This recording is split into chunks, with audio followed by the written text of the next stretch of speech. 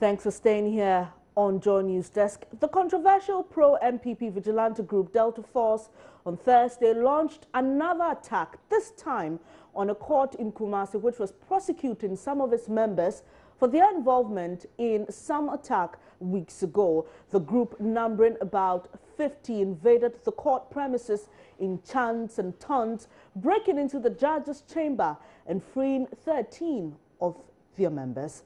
The 13 were denied bail and remanded to appear before court on April 20, 2017 on charges of conspiracy to assault a public officer and causing unlawful damage. In Thursday's incident, part of which was captured on a mobile phone camera, the group's members are said to have hurled abuses at the judge.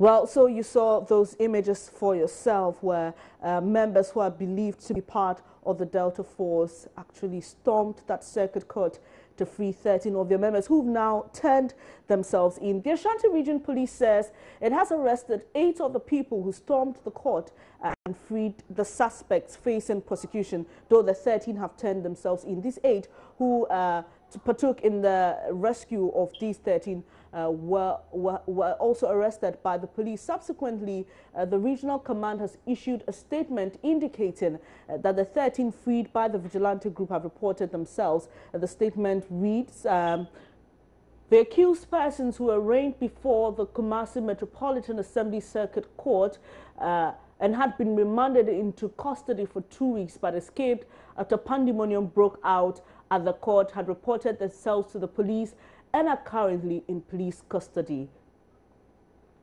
The statement also says the Regional Police Command wishes to assure the general public that the service shall continue to ensure law and order within the region.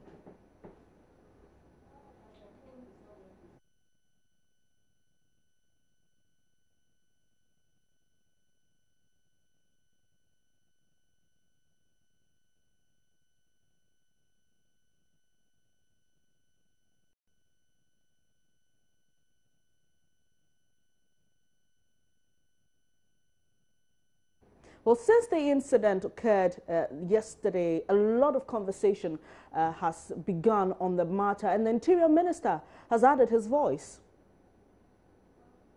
I speak to you today on a regrettable incident which I absolutely condemn, and which incident occurred in Kumasi. I have stated repeatedly that if you commit an offense, we shall arrest you, investigate the matter, and send the matter to court. Those 3 steps have been complied with in the Kumasi matter. When we send you to court, you are then within the remit of the court.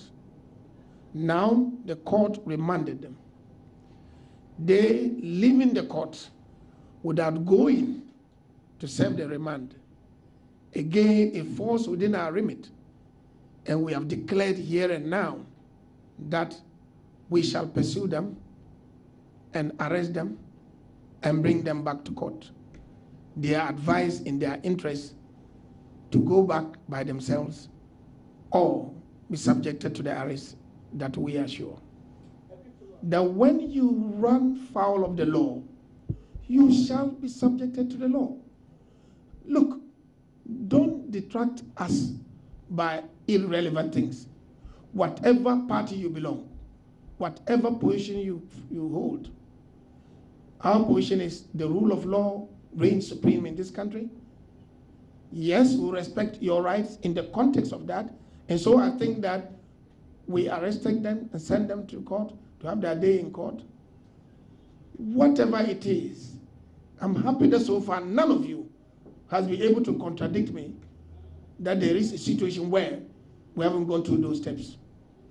NPP or NDC, CPP or PNC, Ghanaian or foreigner, you break the law in Ghana, you're subject to the law, you shall be arrested, you shall go to investigations, you shall go to due process. Interior Minister Ambrose Derry sending a strong warning there to perpetrators of the attack. Let's go over to Kumasi and have a chat with our correspondent Erastus Asare-Donko for some updates. Good morning, Erastus. Thank you for joining us. Good morning, Benny. Yes, first let's start off with what the police has been telling you on this matter. We know that the 13 who were freed by some of the members of the Delta Force have reported themselves to the police. 8 of those who freed them have been arrested. We know there's a manhunt still in session. What's the update? Well, per the release coming in from the Regional Police Command, we know that 11 of the 13 turned themselves in to the Asukwa police station in the course of the evening. And so we have 11. I'm not sure of 13, but the release that came from the Regional Police Command says 11 turned themselves in over the night. And so we are expecting that the 2 others will turn themselves in this morning. What we also know is that the police have mounted a manhunt for some of the people who stormed the court premises. And they are doing this by identifying them through the video footage that we saw early on. And so they are going out, all out for them. I have confirmed that indeed they are touching a very serious view to what happened yesterday. And so they are leaving no stone unturned to clamp down on them, bring them before the court to face some charges. We also know at this point that the Judicial Service itself and members of the bench are meeting currently. We do not know the venue of the meeting, but we are nosing around to get any info that will arise out of their meeting. So maybe in the course of the day, we'll be able to get our listeners up to date on what happened concerning that particular meeting and how the Judicial Service itself is taking this whole thing. All right, it's about some 11 minutes after 10. Can you confirm if courts are in session? Well, we are yet to get to the court premises. In fact, I'm some few meters from there, so we'll be able to confirm that coming up. All right, finally, before I let you go, Erastus, has any of the traditional authorities been speaking on this incident? In fact, behind the scenes, yes. They have been condemning this act.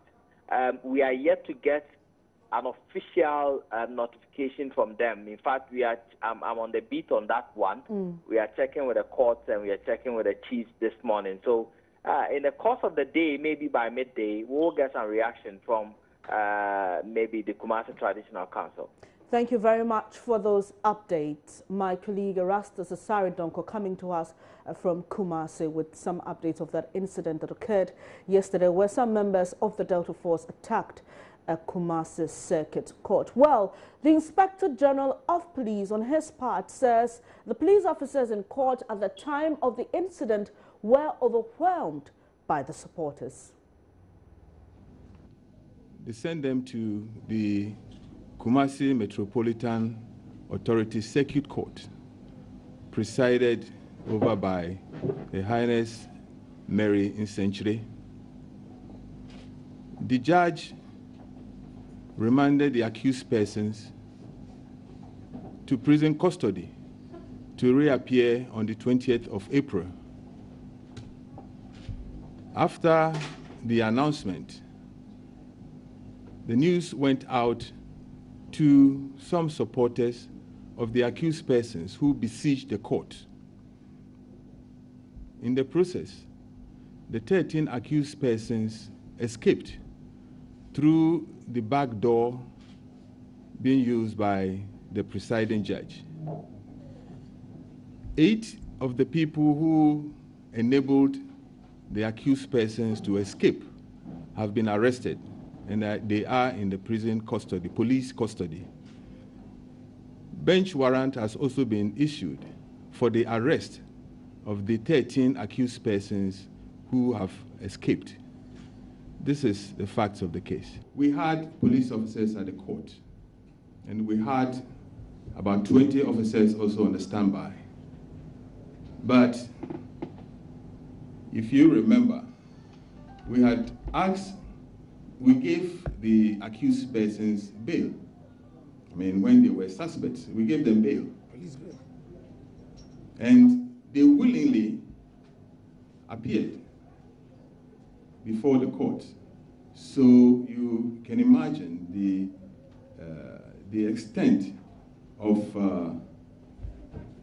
the danger or the likelihood of they escaping was not as high as we would believe. So yes, there were police officers there, but they were overwhelmed by the numbers that came to the court, besieged the court to enable these accused persons to escape.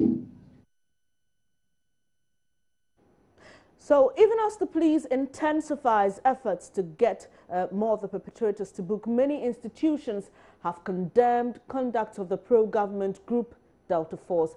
We start off with the Ghana Bar Association that has described the attack as sickening and horrifying. The association in a statement says it is an affront to the independence of the judiciary and an attack on the rule of law. Members have called on the IGP to, quote, immediately rearrest the 13 persons ordered to be remanded, cause a thorough investigation of the incident to ensure that all persons who played any role whatsoever in the attack on the court are arrested, duly charged and prosecuted. But now we know that late last night, some of them turned themselves in, and Chairman of the National Peace Council, Reverend Professor Emmanuel Asante, tells Shaw News the actions of the group is a bad omen for the country. He's calling for serious investigations and then prosecution of members of the Delta Force.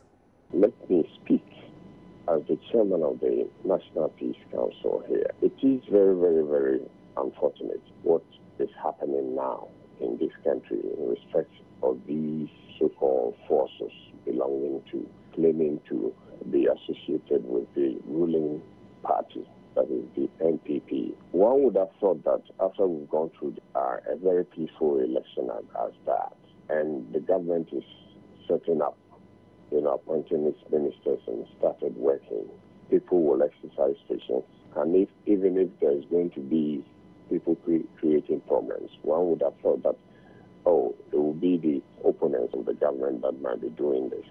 But for people claiming to be associated with a ruling government, undermining the very government they claim they supported to bring into being, is unheard of.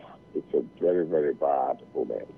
And especially when the president, His Excellency, has gone public to say that those who are doing these things are not working for him. Yet, a few days after he had done that, yesterday, the same people walked into the court to free their people who are before the law courts. In this country, we believe in the rule of law. What is happening now is anarchy. People doing things with impunity. You mentioned impunity. Are these people not doing this with impunity, because it seems both the security and party officials have failed to condemn them and to punish them. Remember, it was just yesterday the National Security Minister, Kandapa, spoke about political vigilante groups on the floor of Parliament. But beyond speaking about it in public, sometimes, what do we see? Do they punish them? We haven't heard anything like that. Yes, but let us look at it this way. Certainly, I mean, the police have taken action on this. You know that the very people who attacked the security coordinator had been arrested and had been arraigned before the court. So one would say that under normal circumstances, the law was taking its course. And then these people also went there to overwhelm the police, rough up, the judge, and created a big problem there. This is contempt of court, apart from the fact that it's unheard of. It's not something that should be entertained in a country that believes in the rule of law. They should assure Ghanaians that they are in control. And they can only do this if we see action. We see that people who are doing things of this nature have been brought to book, and that, the law has taken its course in respect of their attitude and their actions. Serious investigation must go on, and the culprits must be brought to book. I don't think that as we sit here, people do not know who these people are. And therefore, I would say that we should not politicize this. Others are saying that if the president is able to address the nation and condemn these people and issue directives, for instance, for the arrest and prosecution, this could solve the problem, to some extent. It is just like saying that the president should, anytime there's armed robbery, he should start talking and saying that direct that they should be arrested. People are undermining the rule of law. And we have an institution in place that should act. We should not, there's the pension in this country to ascribe all sorts of things to such people, and we make them feel very, very important. We legitimize them as we begin to give them names and say they belong here, they belong there. These are outlaws. These are people who are undermining the rule of law and democracy. And the police, the institution that has been put in place to act, must act. Where they cannot do that, they should rob in other security services to do so. The president simply coming out and condemning this, we have heard this over and over, will not change anything. The police have demanded. Let them crack and let them come out to say that when we did that, the government stopped us. Then Ghanaians will know who is behind it. So that was the chairman of the National Peace Council, Reverend Emmanuel Asante, speaking to my colleague Beatrice Eduda. Now let's speak to General Secretary of the Christian Council, Reverend Opunifrempo. Now he's been saying members of the group are setting a bad precedent for the country's democracy. He joins us via the telephone. Thank you for joining us here on News Desk. Good morning, my sister, and I'm happy for the opportunity. Sure, sir. How exactly is the Christian Council tackling this issue? Now, at the moment, we are in the democratic dispensation. What it means is that we cannot be a country that glorifies violence. The glorification of violence must end somewhere. And military dictatorship, even there were some level of civility, decency, and all that. Now, how can somebody under democratic governance walk into a court and threaten the judge and sack everybody from the courtroom and free the people? What is that? And we know these young people have patrons, people who are behind them, and they must all bow their heads in shame. What they have done means it's attack on rule of law. It is a threat to a democratic effort. And moving forward, Ghana cannot go that way. It's a shame because now we are looking for investment. Now, who will go to Kumasi and invest if you know that the law and the legal systems in Ghana and in this instance, Ashanti region, will not work? All of us people have challenges. Where do we go? We go to the law court. Now somebody tells me that even when I go to the law court, being law-abiding citizen, an individual has whatever power to come and throw all of us out. And we pray that our president will keep his word. Recently, he was in Kumasi with Asante, and we all heard him. We are pleading with him that His Excellency keeps his word. All right, Reverend Frimpong, you've highlighted the issue and how it affects us so negatively. But as a council, what are you also doing in terms of contributing to the solution? Now, naming and shaming is one of the things we will want to do. That what we have witnessed is unacceptable. In fact, I'm not sure even in the history of this country we have witnessed that incident before, that a judge will be kicked out from a courtroom and 3 people in bed. So we are all adding our voice that what happened in Kumasi yesterday was wrong, shameful. We condemn it. And then we are also adding our voice. The police system, Ghana Police Service, they are strong and powerful as any. If we will allow them to work, they are more than able to arrest what is happening. And so we want to tell them they have our support. And of course, we are not law enforcing agencies. But as civil society group, faith-based organization, we want to also add our voice that let the right thing be done. Glorification of violence in Ghana must stop. Reverend Frimpong, you speak of naming and shaming. How do you intend to do that? No, if the NPP government want to build a sound legacy, if they want to leave a legacy behind, then by now somebody should be worried about what is happening. And therefore, the patrons themselves, those who are mobilizing these young people, those who are funding these violent groups, now should know that what they are doing, okay. Ghanaians... Reverend, sorry to interrupt, but are you saying in any way that the council is going to conduct your own investigation to find out who the patrons are, so you name and shame them, or you already know who they are, and so you're going to name and shame them if they don't come out to condemn and take responsibility? Yesterday, if you remember, the Ghana Police Service issued a statement. And so we are responding to what the direction that the security agencies have given. We don't have any mandate to conduct any investigation. But when the law, the right people come out as these are the facts on the ground, then we will also reflect as civil society group, we will reflect on the reality. So if the police service now tells us this is what happened in Kumasi yesterday, we will then comment, because we know these vigilante groups have sponsors. There are people behind them. So are you prescribing?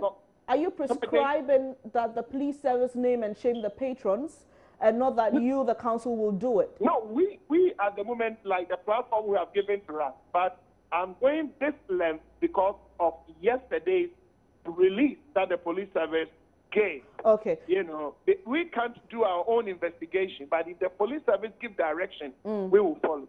All right, Reverend Opini Frimpong, in your earlier submission, you made a statement that if we allow the police to work, are you suggesting that the police service is being compromised here, or there's some form of interference? At the moment, the police service, it seems to me, is politicized. Okay. It's politicized because now, you see, we need a situation where the IGP will be in office for a number of years. It must be a term so that change of government should not affect certain sensitive offices like the IGP office. You know, the Electoral Commission, for instance, change of government, the person is still in office. Chief of Staff, change of government, Chief Justice is still in office.